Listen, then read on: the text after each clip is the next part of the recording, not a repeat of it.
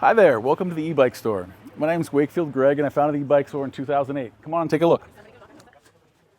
So we've been doing this since 2008. We opened our public doors in 2009 and back when companies weren't making electric bikes. And it's been a long journey ever since, learned a ton, had a lot of fun doing it. Now our main lines are Specialized, it's Gazelle, Turn, and Electra. The eBike store, we provide a personalized experience. The first thing is when you come in, we provide guided test rides. So we go with you and answer questions while you're riding. We also try to avoid techno jargon that in bike shops, it can be overwhelming dealing with customers all day. And a lot of people who are good with bikes are naturally introverts. And so they get overwhelmed, right? And so as a defensive mechanism, a lot of shops, you'll throw out technical jargon as a way of kind of pushing customers away from you. And so our frame of reference is we want to make it put everything in your language so you understand what we're talking about. And then when you come in, if you purchase a bike with us and you come in to pick it up, we have a handover process, and that takes at least an hour because our real goal is to have you riding that bike at least a year later. And so everything you need to know, we try to cram into that hour. And we have follow-up information as well. It can be a bit overwhelming, so we don't want to do that to you, but that's really where the crux of where we lie as a company is being able to provide what you need to know to keep you going for at least a year. And we also carry brands where they've guaranteed support for 5 years at minimum after the end of production of that bike. Most of them are more like 10. But we don't want to sell brands that are here today and gone tomorrow because you come in and you want a part and you can't get it, it's devastating. And so we try to focus on companies who are going to be there, who have a track record of being there for their customers and understand the long-term value of that bike in your lineup. Anyway, I'm standing in a 1959 Standard Oil garage. We bought this building in 2013. Got really lucky. I walked by when the FBI was raiding it, and so we were able to afford it. Literally saw the flashbang grenades go through the window that now has our neon. One of the things that's really amazed me is to see the progression of an industry in real time. You know, in 15 years, we've gone from having absolutely no e-bikes, and when we first started, I had to import our own bikes to be able to have something to sell. And they were very problematic.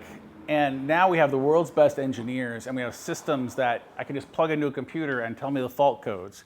Back in the day, someone would show up with an error, they'd say, oh, you know, the battery cuts out after 15 miles and it shouldn't. And so after work, I'm riding 15 miles trying to recreate the issue. You know, now you just plug it in, it gives you the error code. Really amazing to see what can happen when industry gets behind something. As such, we focused on bikes that are really well engineered, really well manufactured, and can provide long-term value to customers. One of the things we see a lot of is people come to us every day with a bike they bought somewhere or other that has no service, no service parts available, no technical manuals, no way for us to contact them. And so for years we tried to fix bikes that we just drove ourselves crazy, and our customers as well crazy, trying to fix things we just couldn't fix. They weren't made to be fixed. And so we have had to say no to that for our sanity over time. So we focus on brands we can support well, and we focus on systems we support well. We'll service any system that is, you know, any bike manufacturer that has the same system, but we focus on Specialized, Brosa, Mahle, Bosch, Shimano, and Electra systems. We have a wide range of accessories from baskets to bags,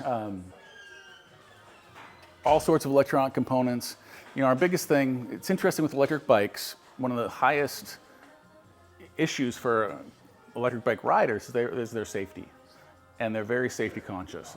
Safety is to e-bikes what fit is to road bikes. And it's actually taken a bit of time to get manufacturers on board with that because safety isn't always sexy, but at the end of the day, if you don't have your health, what do you have? And so trying to do everything possible to stack the odds in the favor of the rider so they can ride where they want to go safely.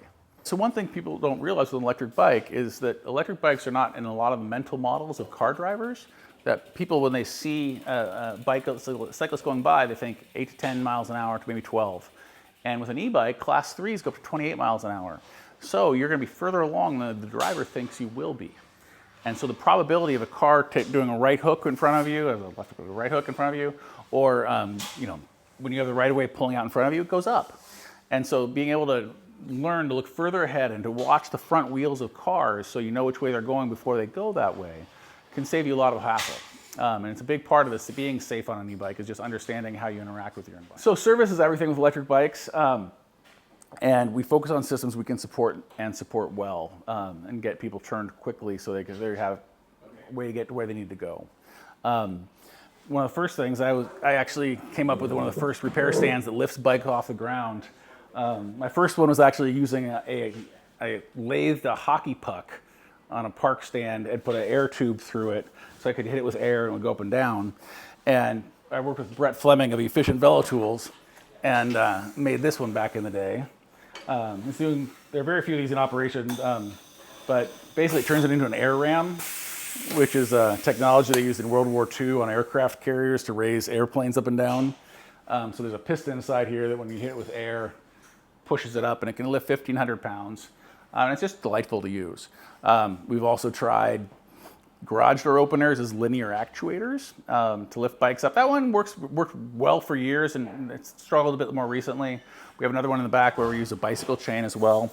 Park Tool saw the garage door opener as linear actuator at the last Interbike, and it got them thinking, and so they came out with their version. And Calvin actually flew out to watch me use it for half a day at my old location before launching the park version of it and winning Best of Eurobike.